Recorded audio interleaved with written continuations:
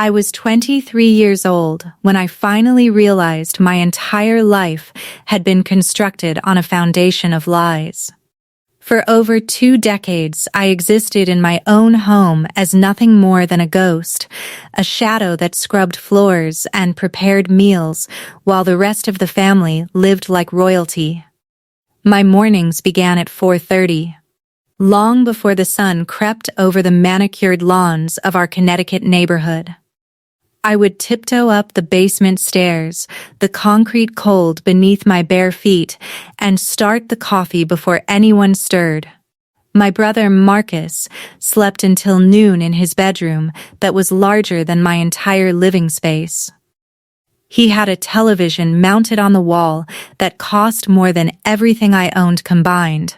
I had a thin mattress that smelled of mildew and a furnace that hummed 3 feet from my head, the only warmth I could count on during brutal winters. Summer brought suffocating heat that made sleep nearly impossible.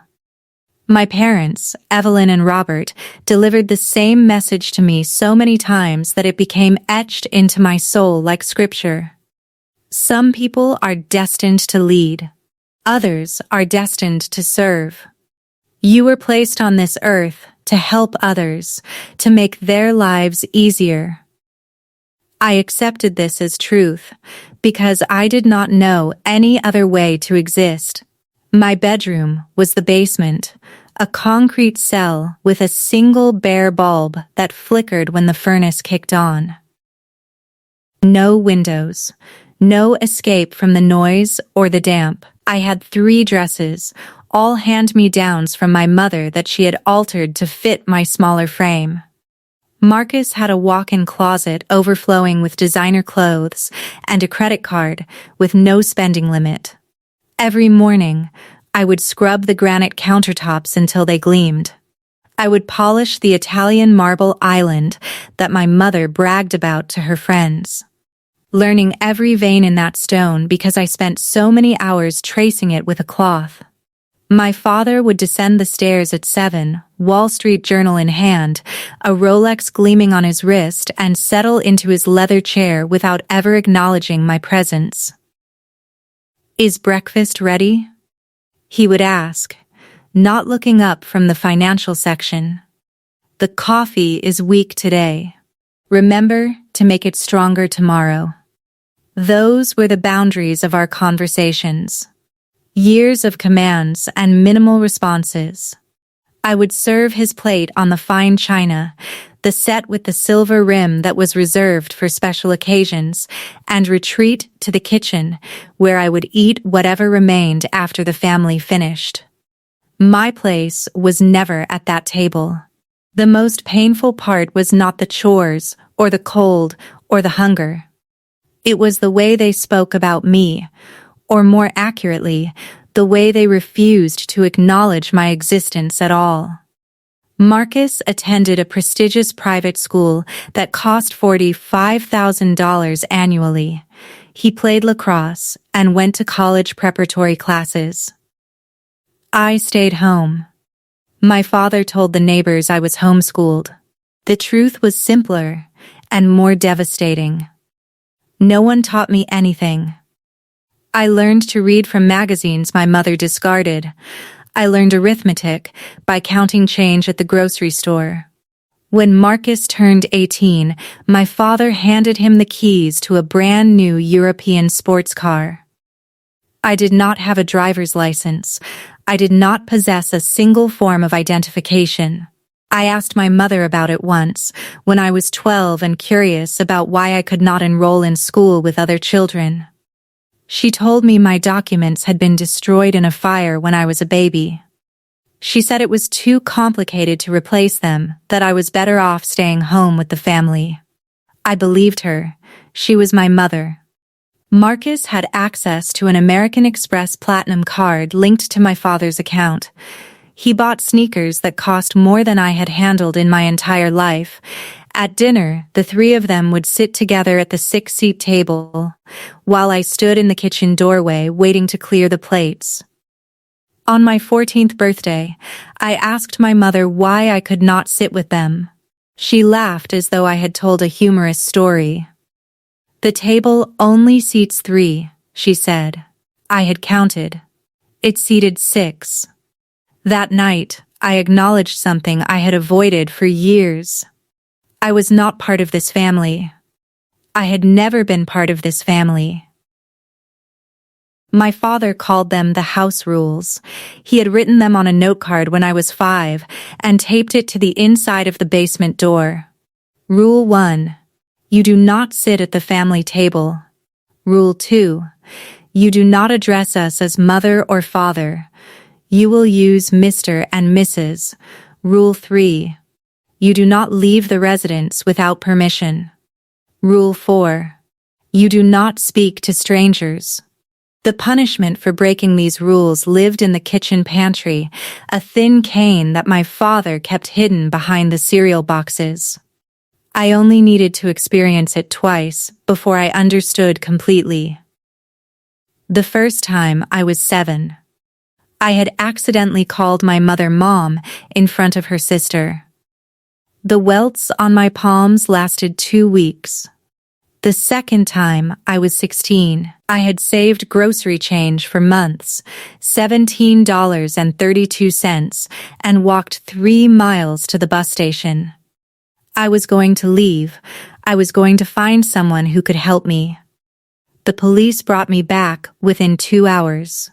My father stood at the door, his face arranged in the expression of a concerned, loving parent. "She is our daughter," he explained.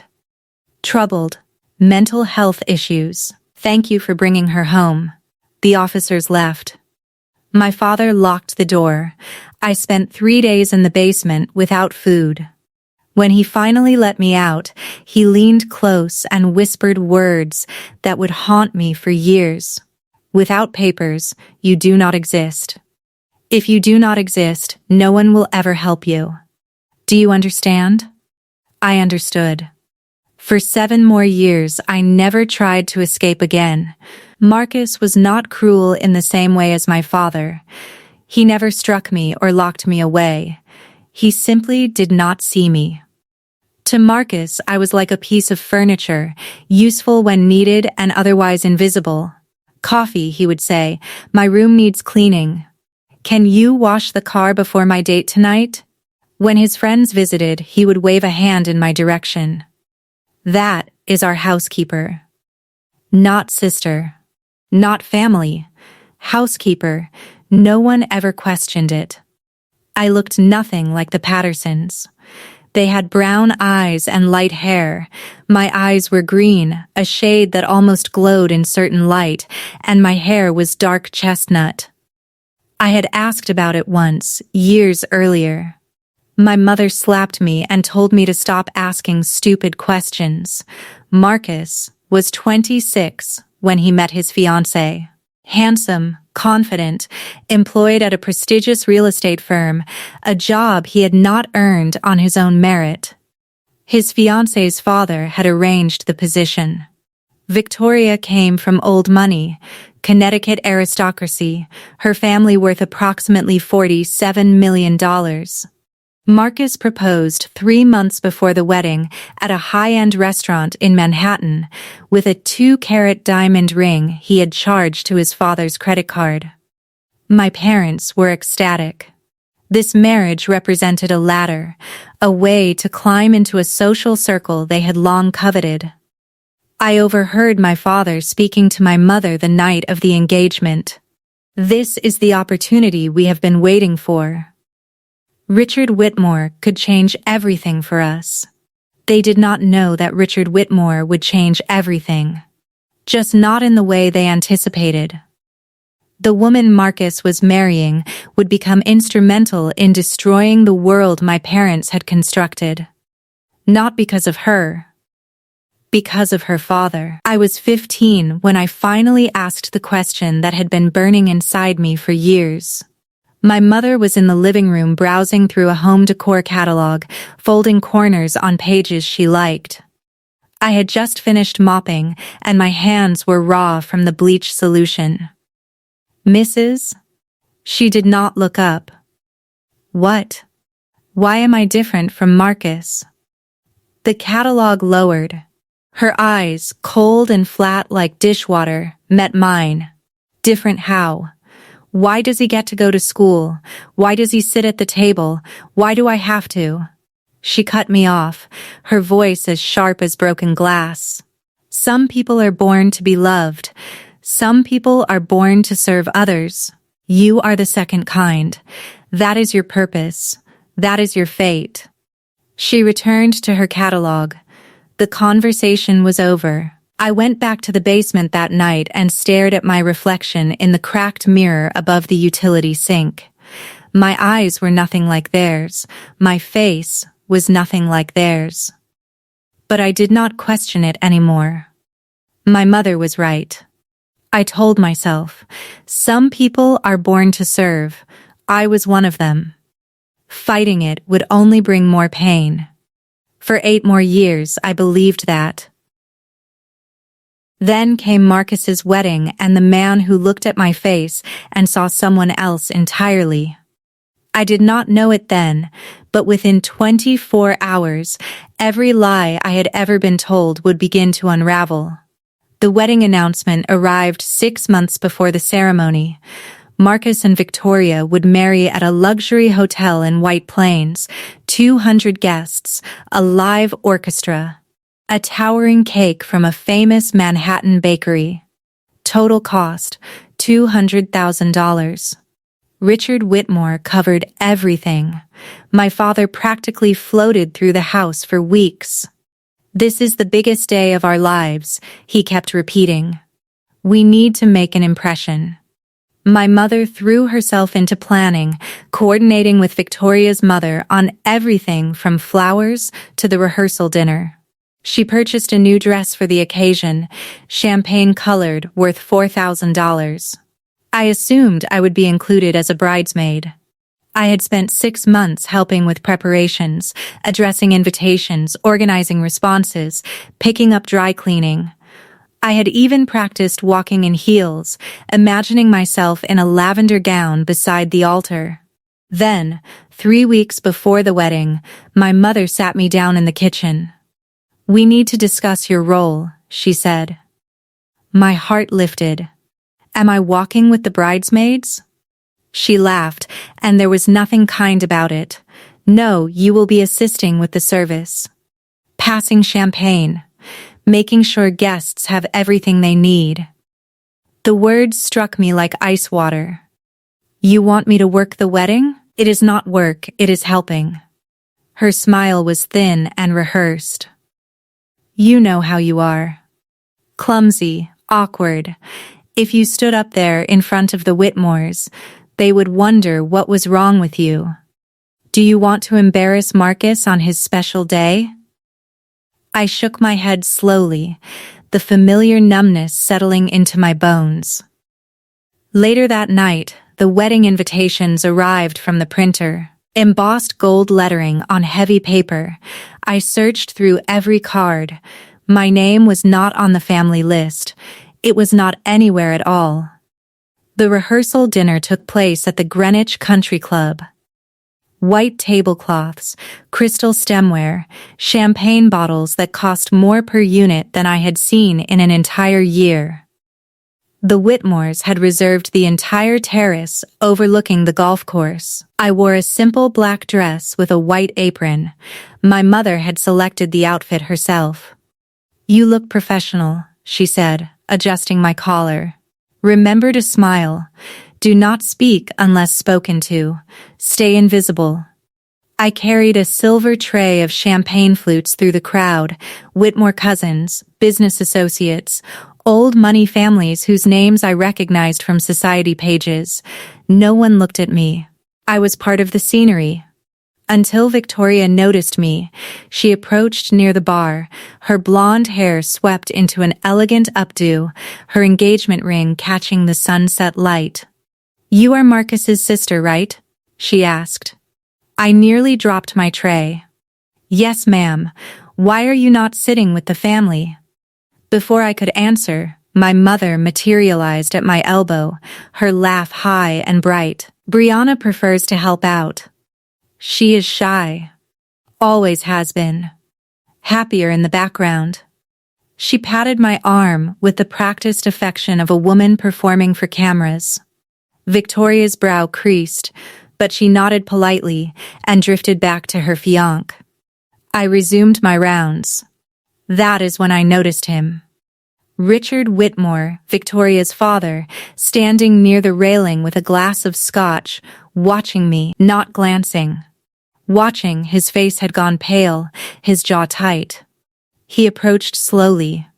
"Excuse me, what is your name?" "Brianna, sir." "Brianna?"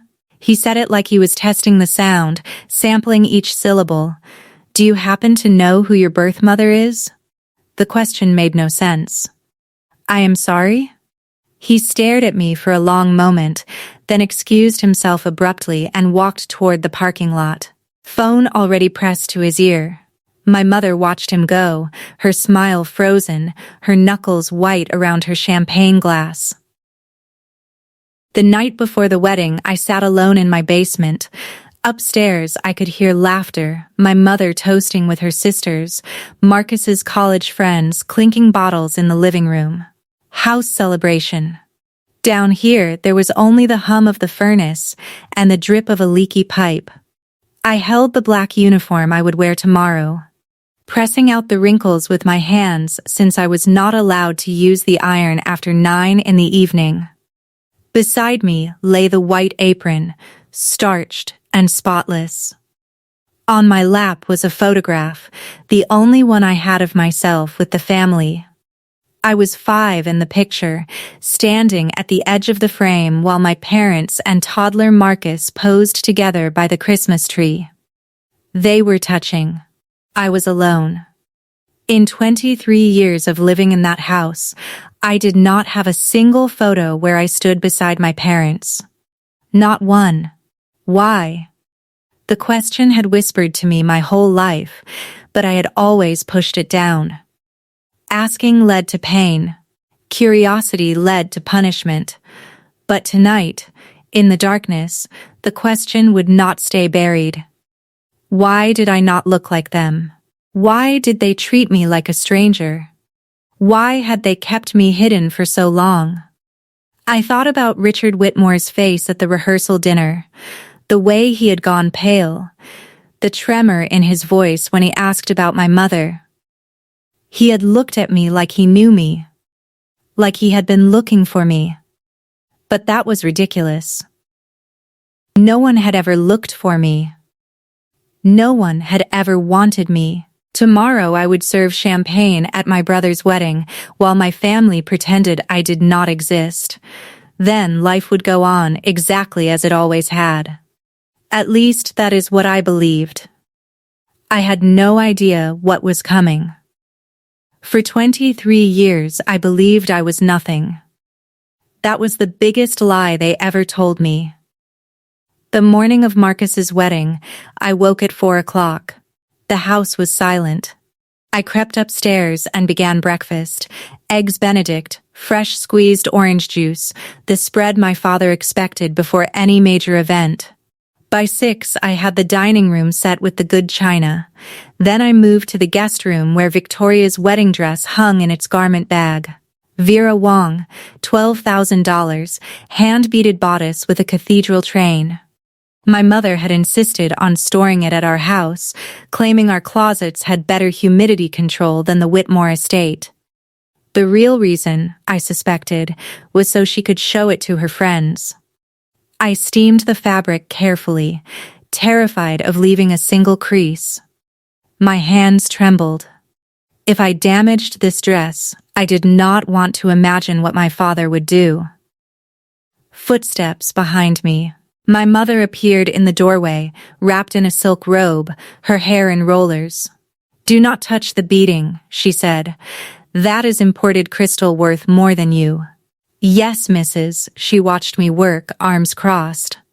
"When we arrive at the hotel, you will enter through the service entrance. Do not let anyone see you going in."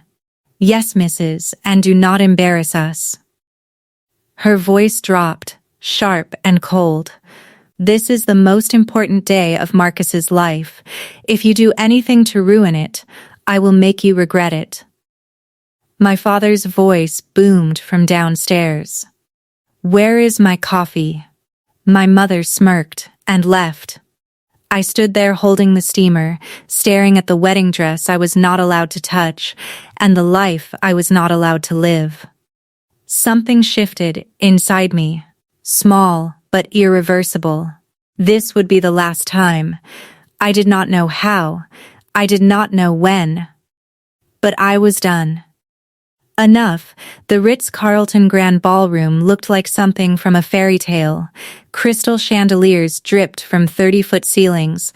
White roses cascaded from every surface. The altar, the centerpieces, the sweeping archways. 200 gilded chairs faced a platform where Marcus would soon promise forever to a woman whose family fortune could buy our entire neighborhood. I entered through the loading dock. The catering manager handed me a silver tray and pointed toward the ballroom. Champagne service. Keep moving. Keep smiling. Do not engage in conversation. I nodded and took my position. Guests streamed in. Women in designer gowns, men in bespoke suits, diamonds glittering under the chandeliers. I wove between them, offering flutes of Veuve Clicquot, my eyes fixed on the floor. A woman in Chanel stopped me. Excuse me, are you with the hotel? Yes, ma'am. The lie came easily. My father passed by without a glance. My mother paused just long enough to whisper, your posture is terrible. Stand up straight. Then Marcus appeared with his groomsmen, laughing, adjusting his Tom Ford cufflinks. He saw me and waved me over. Hey, make sure there is extra shrimp at my table. You know how he gets. Of course. He turned back to his friends. One of them, a former lacrosse teammate, squinted at me. Who is that? Housekeeper, Marcus said. She has worked for us forever. The word sliced through me.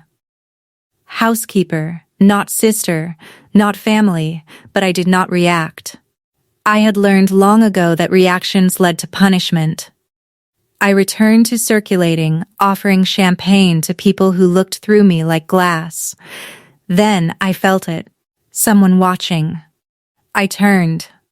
Across the ballroom, Richard Whitmore stood alone, his champagne untouched, his eyes locked on my face. He was not just watching this time, he was studying me. The ceremony began at 4 o'clock.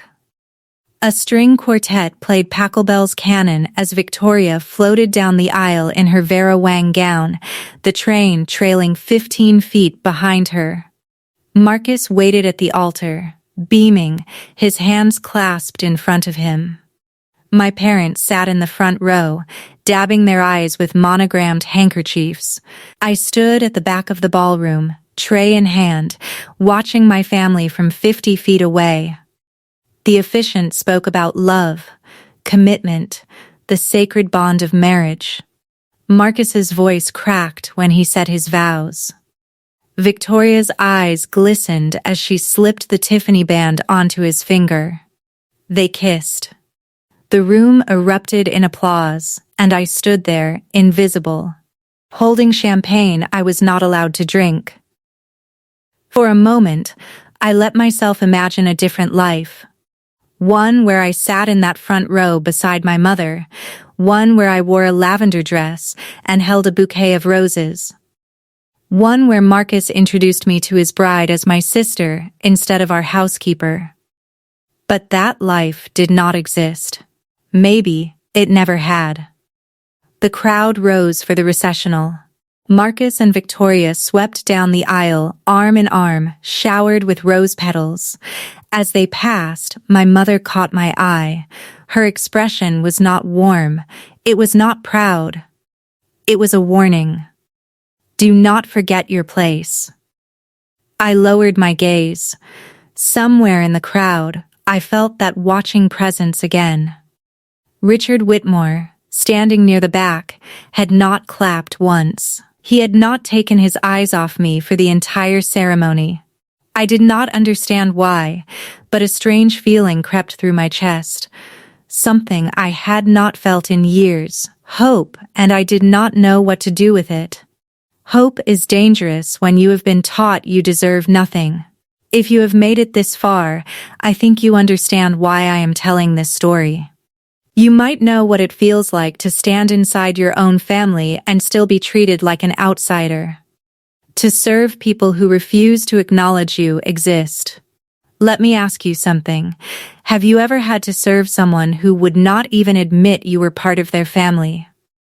If you have, I want to hear about it. Drop a comment. Let me know I am not alone. And if this story is hitting close to home, please like and subscribe, because what happened next changed everything I thought I knew about myself. I will be right back. The reception began with champagne toasts and a 12-piece jazz band. I worked the Whitmore family table, refilling water glasses, clearing appetizer plates. Victoria's mother smiled politely at me. Her aunts and uncles chatted amongst themselves about summer homes in the Hamptons. Richard Whitmore sat at the head of the table, barely touching his food. Every time I approached, I felt his gaze. It was not uncomfortable exactly, not predatory or cold. It was something else, something I could not name. When I reached to clear his salad plate, his hand shot out and caught my wrist gently but firmly. "I am sorry," he said, his voice low. "I need to ask you something." "Of course, sir. Your name is Brianna?" "Yes, Brianna Patterson?" "Yes, sir." He released my wrist. His hand was trembling. "Do you know who your mother is? Your real mother?" The question again. The same one from the rehearsal dinner. "I live with Mr. and Mrs. Patterson," I said carefully. "They have raised me since I was a baby." Richard's face changed. Something broke behind his eyes. Grief, or perhaps recognition. "Excuse me," he whispered, and stood abruptly from the table. I watched him walk toward the terrace doors, pulling out his phone. Through the glass, I could see him pacing, speaking intensely to someone on the other end. Victoria noticed. "Is my dad okay?" I did not know how to answer. At the family table, my mother was watching the scene unfold. Her champagne glass paused halfway to her lips. She leaned toward my father and whispered something. He turned, found me with his eyes, and his expression hardened into something I recognized. Fear. I had never seen my father afraid of anything. Until now, the photographer clapped his hands and called for the family portraits. "Bride and groom's families, please gather by the floral arch." The Whitmores assembled first. Richard, his wife Eleanor, Victoria's brother and his wife, a cluster of elegant relatives in coordinated pastels. Then, my family. My father straightened his tie. My mother smoothed her Oscar de la Renta. Marcus wrapped an arm around Victoria's waist. I stayed back, tray in hand. The photographer scanned the group, then pointed at me. "What about her? Is she family?" Silence. My father's smile tightened. My mother looked at the floor. Marcus said nothing. Then, Richard Whitmore's voice cut through the awkward pause. "Yes, she is family. Brianna, please come stand beside me." I froze. "Sir?" "You heard me." His voice was calm but firm. "Come here." I set down my tray. My legs felt like they belonged to someone else as I walked toward the group. My father's face flushed red. He could not object. Not to Richard Whitmore, not the man paying for this entire wedding. But I could see his jaw working, the fury barely contained. Richard placed his hand on my shoulder, his palm warm, steadying. "Right here," he said softly. "This is where you belong." The photographer adjusted his lens. "Everyone ready?" Big smiles. The flash fired. Richard kept me close as the photographer showed him the preview on the camera's screen. I watched his face as he zoomed in on the image, specifically on me. His eyes went wet. "Those eyes," he murmured almost to himself. "That chin. My God." He pulled out his phone again and walked away. Dialing, I heard only fragments. "It is her, I am certain. Get the file. The FBI cold case from 2003. And prepare a Dina kit tonight." My heart stopped. What had he just said? The moment the photographer moved on, my father's hand clamped around my arm. Outside now, he pulled me through a service corridor, past the kitchen into a narrow hallway where crates of champagne were stacked against the wall. The noise of the reception faded to a distant hum. "What did you tell him?" My father's face was inches from mine, his breath hot with whiskey.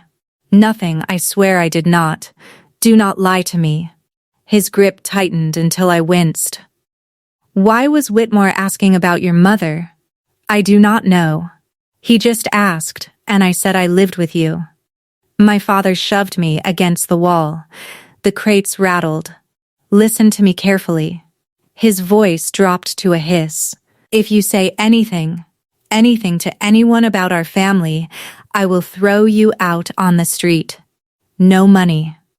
No clothes. Nothing. You will be homeless within a week. Do you understand?" My mother appeared at the end of the hallway, her heels clicking against the concrete. "What is happening?" "Whitmore keeps asking questions about her." My father jerked his head toward me. "Something is wrong." My mother's eyes narrowed. She approached slowly, her champagne-colored gown swishing against the floor. "Brianna," her voice was ice. "After the reception, you are staying to clean. You do not speak to anyone, and whatever Mr. Whitmore wants to discuss, you tell him nothing. We are your family. We saved you. Without us, you would be dead in a gutter somewhere." She smiled, that practiced public smile. "Now get back to work, and if you embarrass us again, I promise you will regret it." They left me there, shaking, alone among the champagne crates. My father's words echoed in my head. "Without papers, you do not exist." But Richard Whitmore thought I did exist. He thought I was someone. The question was, who? I returned to the reception floor in a daze. The jazz band had started and couples swayed on the dance floor. Marcus and Victoria in the center, their foreheads touching, the picture of newlywed bliss. My parents sat at the family table, laughing with guests, performing their roles as devoted parents.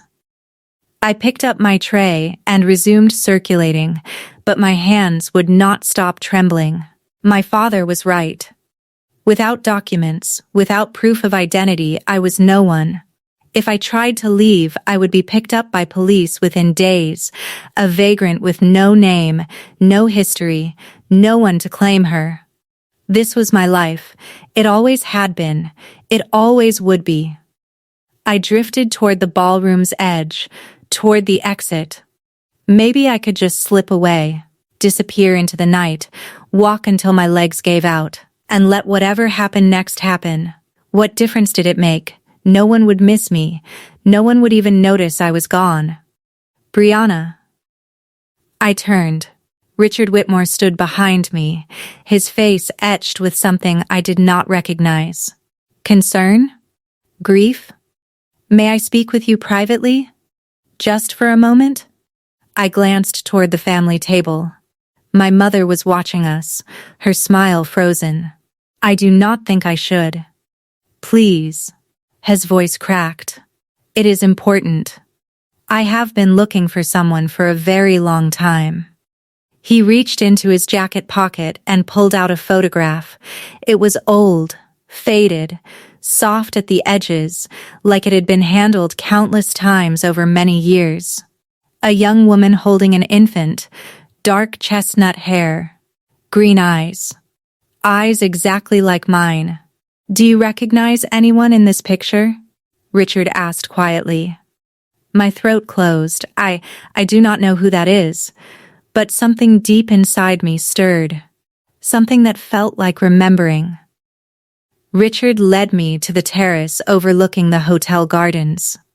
The night air was cool. Inside, the reception continued, clinking glasses, bursts of laughter, the band launching into a Sinatra standard. Out here, there was only the distant hum of traffic and the hammering of my own heart. Richard held the photograph toward me again. In the soft light from the ballroom, I could see it more clearly now. The woman was young, mid-20s maybe, with a tired but radiant smile. The baby in her arms was wrapped in a pink blanket, eyes closed, impossibly small.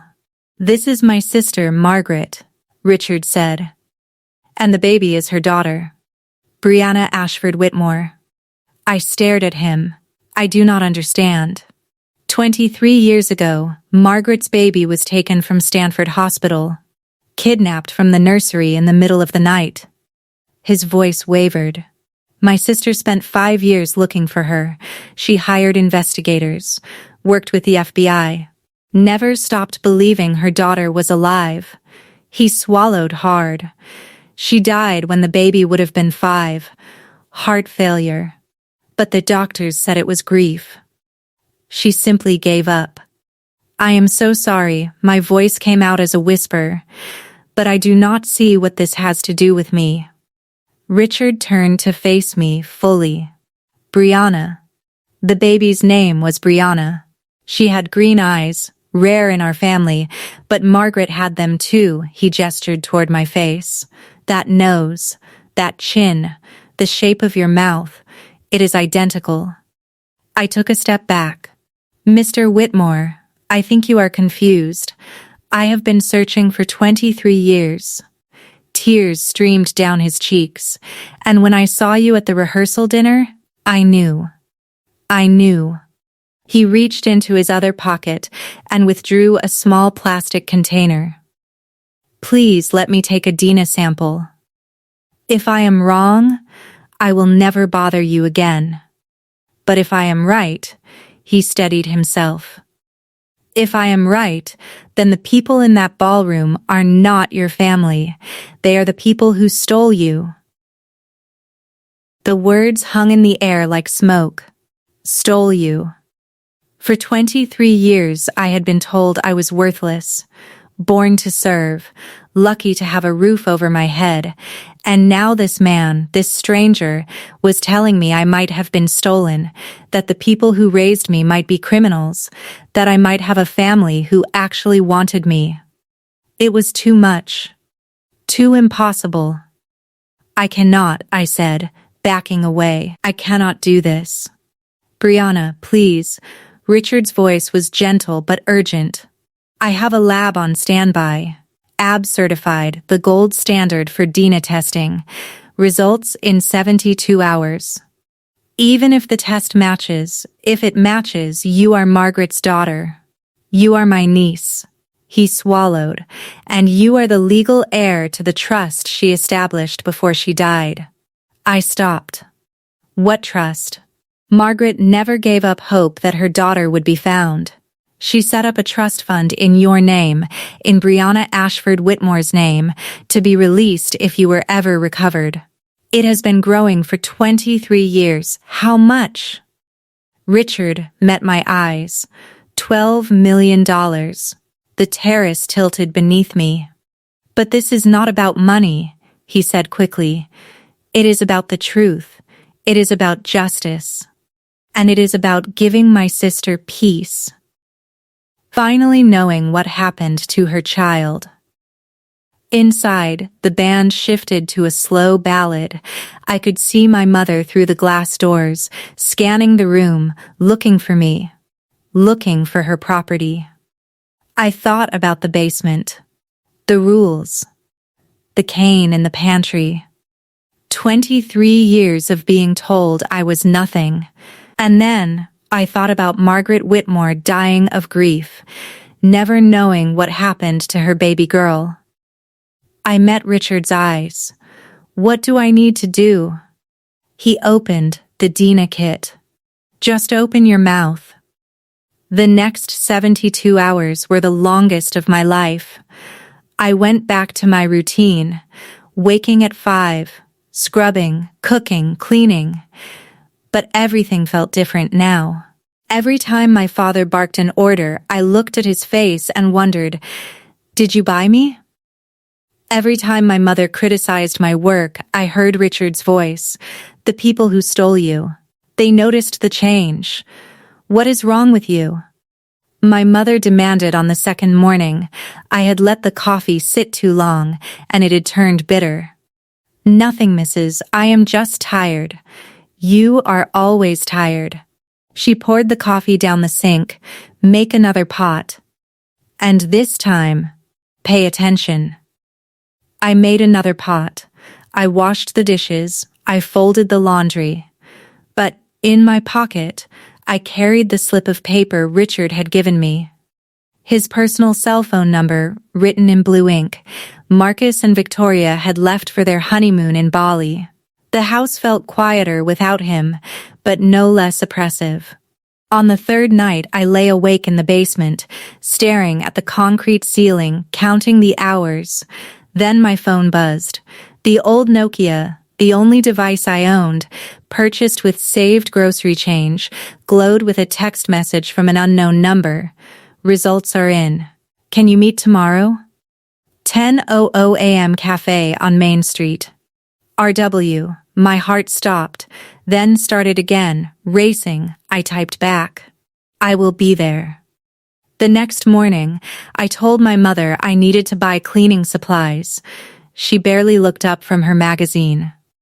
Be back by noon. I have guests coming for lunch. Yes, Mrs. I walked out the door and kept walking toward the truth, toward the answer to every question I had been too afraid to ask. The cafe was a small place on Main Street, exposed brick, mismatched furniture, the smell of fresh espresso. Richard was already there when I arrived, seated at a corner table with a manila envelope in front of him. His eyes were red, like he had not slept. Brianna. He stood as I approached. Thank you for coming. What do the results say? He did not answer immediately. Instead, he slid the envelope across the table. I opened it with trembling fingers. The document inside was covered in numbers and technical language, allele frequency calculations, but one section was highlighted in yellow. Combined paternity index 99.97%. Conclusion: the tested individual, Brianna Patterson, is the biological daughter of Margaret Eleanor Whitmore, deceased. I read it 3 times. 4 times. The words did not change. You are my niece, Richard said softly. You are Margaret's daughter. You are Brianna Ashford Whitmore. The room tilted. I gripped the edge of the table. This is real. It is real. I have already contacted the FBI. The cold case from 2003 is being reopened. He reached across the table and placed his hand over mine. My parents will be investigated. If they acquired you through illegal means, if they purchased you from traffickers, they will be prosecuted. Prosecuted? The word tasted foreign. Federal charges. Human trafficking. Document fraud. Child endangerment. Richard's voice hardened. They could face 15 to 20 years. I sat back in my chair. The Dina report clutched against my chest. 23 years of basement and beatings and being told I was born to serve. And none of it was true. I was not worthless. I was not unwanted. I had a family. A real family. A mother who had loved me so much, she died of grief when she lost me. And now, finally, the truth was coming to light. I want to pause here for a moment because this is where everything changed. For 23 years, I believed I was nothing, that I deserved nothing. And in 72 hours, a DNA test destroyed that lie completely. But now, I had a choice to make. I could walk away quietly, start over somewhere new, and never look back. Or, I could let the truth come out. Let my parents face what they had done. What would you do? Tell me in the comments. I want to know. And if you are still with me, hit subscribe, because the final confrontation is coming, and it is going to change everything. 1 week later, the trap was set. Richard had invited my family to his estate in Greenwich, a 12-bedroom mansion on 5 acres with stone gates and a circular driveway lined with topiaries. The official reason was discussing business opportunities for Marcus. My father had been ecstatic when the invitation arrived. This is it, he had crowed at dinner. Richard Whitmore wants to bring me into his inner circle. I knew this marriage would pay off. My mother had spent 3 days selecting her outfit, a pale blue Armani pantsuit, pearl earrings, her hair freshly highlighted. Marcus and Victoria were flying back early from Bali specifically for the meeting. No one suspected anything. I was instructed to come along, of course, to help serve refreshments. My mother said it as though it were obvious. I did not argue. When we pulled up to the Whitmore estate, my father let out a low whistle. This must be worth 30 million, easy more, my mother murmured, her eyes gleaming. We were ushered into the main sitting room, a cavernous space with 20-foot ceilings, oil paintings in gilded frames, furniture that looked like it belonged in a museum. Richard greeted us warmly, shaking my father's hand, kissing my mother's cheek. Please make yourselves comfortable. Marcus and Victoria should be here any moment. I hung back near the doorway, watching. My father did not notice the other people in the house. The man in the gray suit waiting in the adjacent room. The woman with the manila folder on her lap. But I did. Richard caught my eye and gave an almost imperceptible nod. The FBI agents were in position. The evidence was ready, and my parents had walked straight into the reckoning they had spent 23 years avoiding. A housekeeper brought in a silver tea service, bone china worth more than my family's car. My mother accepted her cup with exaggerated graciousness, crossing her legs at the ankle like she had seen in old movies. "This is a beautiful home, Richard," she said. "Just stunning. Thank you." Richard settled into his armchair, his expression pleasant but unreadable. "I wanted to discuss something with you before Marcus arrives. Something about Brianna." My father's cup rattled against its saucer. "Brianna?" "Yes," Richard gestured toward where I stood near the doorway. "She has been part of your family for quite some time, has not she?" "Since she was a baby," my mother said quickly. "We adopted her when she was just a few months old. Gave her everything. A home, food, education. We have been very good to her." "Adopted?" Richard nodded slowly. "That is interesting, because I had my attorneys check the county records. There is no adoption paperwork on file for anyone named Brianna Patterson." Silence. My father set down his teacup. "The records must be incomplete. You know how government agencies are. Things get lost." "I also checked with the state of Connecticut," Richard continued, his voice still calm. "No birth certificate, no social security number issued at birth, no hospital records anywhere in the tri-state area." My mother's practiced smile was starting to crack. "What exactly are you implying, Richard?" "I am implying that Brianna has no legal identity. No documentation whatsoever." He leaned forward, which raises a very interesting question. Where did she come from? My father stood abruptly. I do not know what kind of game you are playing, but I do not appreciate the accusation. Richard did not flinch. It is not an accusation. Not yet. He opened the leather portfolio on the table beside him. But I think you should see what is in this folder. Richard removed 2 documents from the portfolio and laid them on the coffee table. The first was the Dina report, the one I had already seen with its highlighted conclusion and its 99.97% certainty. The second was older, a photocopied FBI report with a case number at the top and the word confidential stamped in red. This, Richard said, pointing to the Dina report, confirms that Brianna is a 97% genetic match to my late sister Margaret Whitmore. Brianna is her biological daughter. My father's face went from red to white. And this, Richard tapped the FBI document, is the cold case file from March 2003. My niece, Brianna Ashford Whitmore, was abducted from Stanford Hospital when she was 6 months old. She was never found. He looked up at my father. Until now, my mother's teacup slipped from her fingers and shattered on the Persian rug. This is insane, my father sputtered. We would never, then explain the documents. Richard's voice hardened. Explain why she has no birth certificate, no adoption records, no proof that she was ever legally your child. There was a fire. My mother's voice pitched high.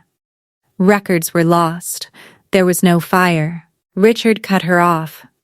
I checked. Every hospital in a 300-mile radius. No fire. No lost records. No Brianna born to any family named Patterson. The door to the adjacent room opened. A man in a gray suit stepped through, followed by a woman holding a badge. Missu and Mrs. Patterson. The man's voice was flat. Official. I am Special Agent Morrison with the FBI. We have some questions about the acquisition of your daughter. My father stumbled backward, his face ashen. My mother began to cry. And I stood there watching the walls finally close in on the people who had called themselves my parents. What happened next moved quickly. Special Agent Morrison produced a warrant. His partner, Agent Chen, began reading the Miranda rights. Mr. Patterson, Mrs. Patterson, you are under arrest for suspicion of human trafficking, document fraud, and child endangerment. You have the right to remain silent. Anything you say can and will be used against you in a court of law. My father tried to run. He made it 3 steps before Agent Morrison caught his arm and pinned him against the wall. The man who had terrorized me for 23 years, who had starved me, beaten me, told me I was nothing, whimpered like a child as the handcuffs clicked around his wrists. My mother collapsed onto the sofa, mascara streaming down her cheeks. Brianna, she wailed. Brianna, please tell them this is a mistake. We are your family. We raised you. I looked at her, at the woman who had slapped me for asking questions, who had locked me in the basement, who had told me I was born to serve. You raised me as a servant, I said. My voice was calm. Steady, you never treated me like family. Not once. We gave you everything. You gave me a mattress on a concrete floor.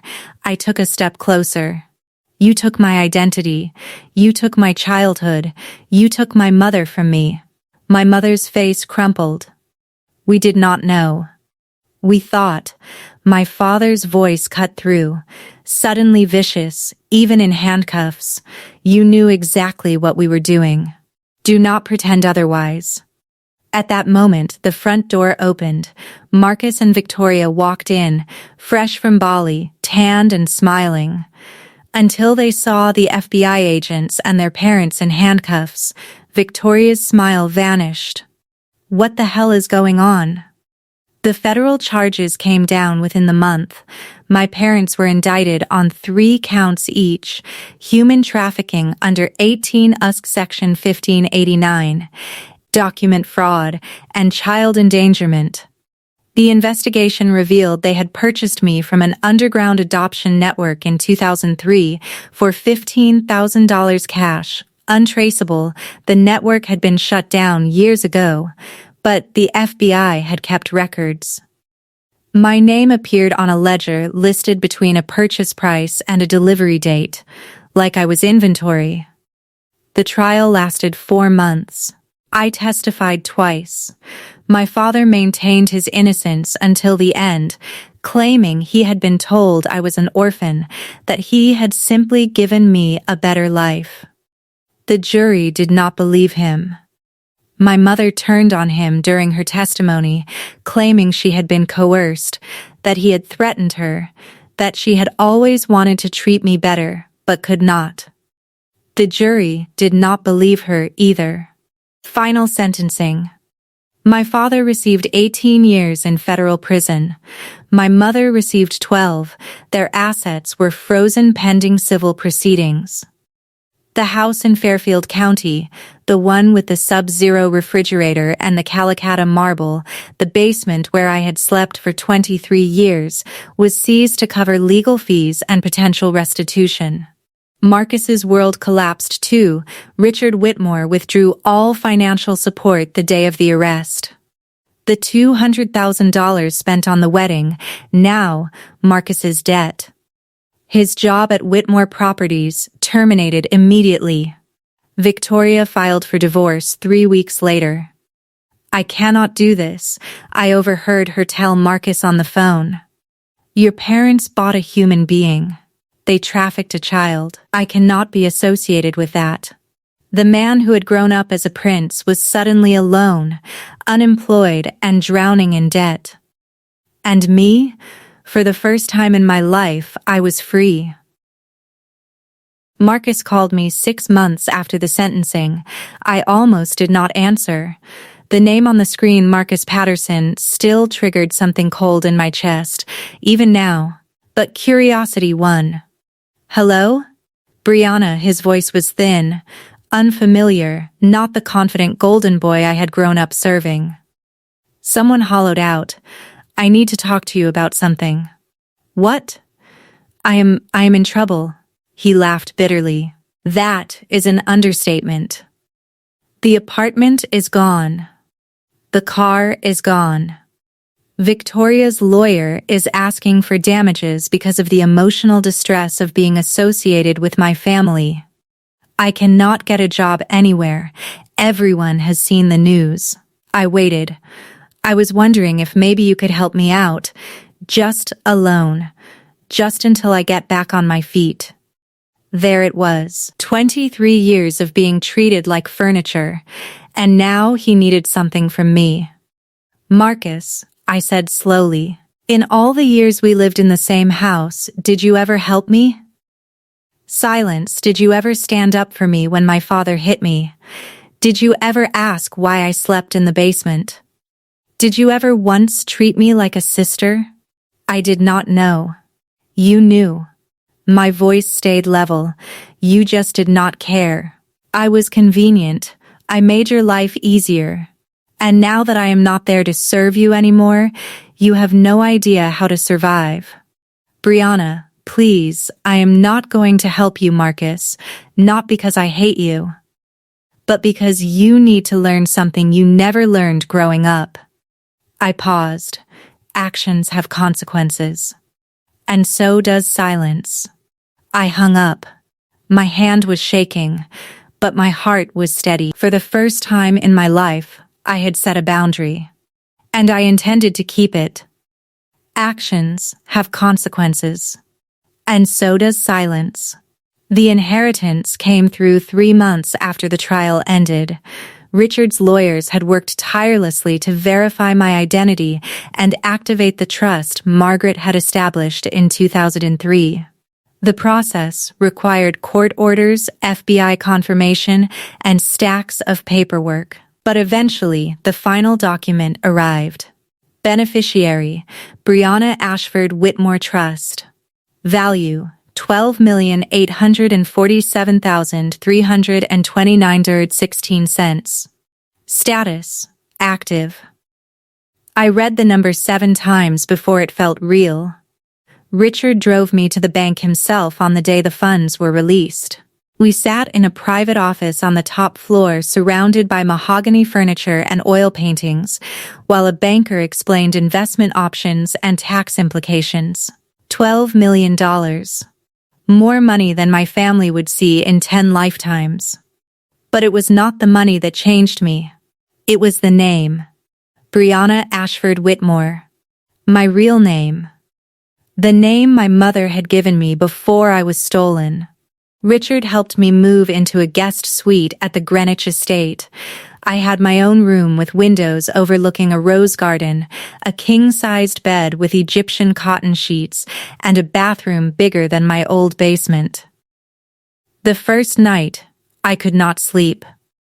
I just walked around touching the walls, running my fingers across the curtains, reminding myself, this was real. Richard enrolled me in a college preparation program. My lack of formal education did not matter. There were resources, tutors, people who specialized in helping survivors of trafficking rebuild their lives. A year later, I received my acceptance letter. Yale University. Full scholarship through a program for human trafficking survivors. I held the letter in my hands and cried for an hour. Then I found something else in the estate's archives. A handwritten note from my mother, Margaret, dated 2003. The year I was taken. I visited my parents once. It was 8 months after their sentencing. I did not owe them anything. Richard and my therapist both said I should not go. But I needed closure. I needed to look them in the eye and say what I had been carrying for 23 years. The Federal Correctional Facility was in northern Pennsylvania. Gray concrete, razor wire, fluorescent lights that made everyone look sick. My father was escorted in first, wearing an orange jumpsuit that hung loose on his frame. He had lost weight. His Rolex was gone. His wrist was bare. My mother came next. No more Oscar de la Renta. No pearls. Just prison-issue clothing and a face that had aged 10 years and 8 months. They sat across from me at a metal table. You came, my mother whispered. Her eyes welled up. I prayed you would come. I am not here for reconciliation, I said. I am here because I have something to say. My father glared at me. Even now, broken and imprisoned, that familiar contempt flickered in his eyes. Then say it. I met his gaze. For 23 years, you made me believe I was worthless, that I was born to serve, that I should be grateful for scraps. I kept my voice steady. But you were wrong. I was not born to serve. I was stolen. And you knew it, my mother sobbed. We thought we were saving you. You thought you were getting free labor. I cut her off. I am not here for your excuses. I am here to tell you I am done. I am not carrying your shame anymore. I am not carrying your cruelty. I stood. I will never forget what you did to me. But I will not let it define me either. I walked out without looking back. And I never saw them again. I am writing this from my dorm room at Yale. It is small, much smaller than the suite at Richard's estate. But it is mine. My name is on the door. My books are on the shelves. My acceptance letter is framed above my desk. Some mornings I still wake up at 5 out of habit. But now, instead of scrubbing floors, I make coffee and read my psychology textbooks. I am studying to become a therapist, specifically to work with survivors of trafficking and family abuse. I want to help people like me find their way out of the darkness. On my nightstand, next to my alarm clock, I keep two things. The first is my new birth certificate. Brianna Ashford Whitmore. Born March 3, 2003, at Stanford Hospital, California. Mother, Margaret Eleanor Whitmore. The second is the letter Richard found in Margaret's archives, the one she wrote to me the week I was taken, before she knew I had been stolen. My darling Brianna, if you are reading this one day, I want you to know that you were the greatest gift I ever received. From the moment you were born, I knew you were meant for extraordinary things. No matter what happens, no matter where life takes you, remember, you are loved. You are wanted. You are enough. I read it every morning. 23 years I believed I was nothing. That I was born to serve, that I did not deserve a seat at the table. Now I know the truth. I was born to be loved. And I am spending the rest of my life making sure others know they were too. Thank you for staying with me until the end. Many details in my story have been dramatized to deliver meaningful messages and life lessons. However, life is full of unexpected twists, and situations like this do happen more often than we would like to believe. Every year, thousands of missing children cases remain unsolved. Every day, someone out there is treated as less than human by the people who should love them most. If this story touched you, please like and subscribe to Winds of Thought.